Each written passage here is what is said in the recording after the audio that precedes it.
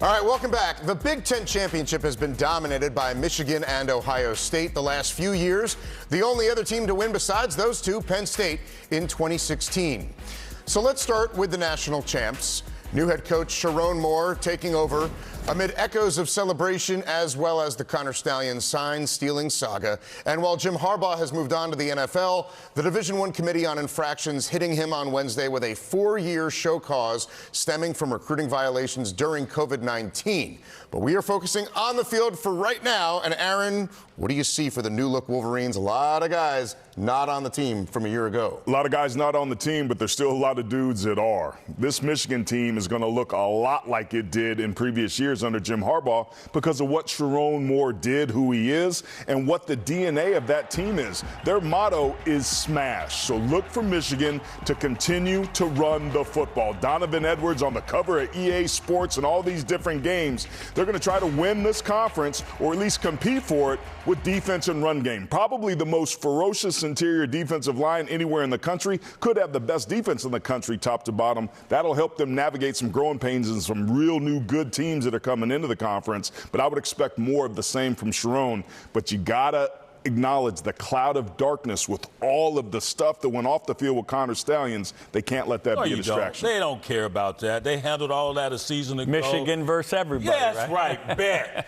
One word, bet. And on the defensive side of the ball, yes, they lost some big pieces, 5 draft choices off of that defense a year ago, but they have some pieces coming back. They've got a new defensive coordinator in Wink Martindale. Now, there's Wink. Look at Wink and Wink. What's up, dog? Wink and it's some chicken legs. The NFL. He's right out of the Rex Ryan family. There you go, right. The Ravens, he was with the Giants, he was with the Broncos, and the last 2 defensive coordinators there at Michigan, Mike McDonald, Jesse Minter, they borrowed from this guy's aggressive style. So they're going to be just fine. It'll be a fluid transition. Might even remind you of some Ravens teams that were defense first. And they were tops in scoring. Remember Mike McDonald was there at Michigan. Yeah.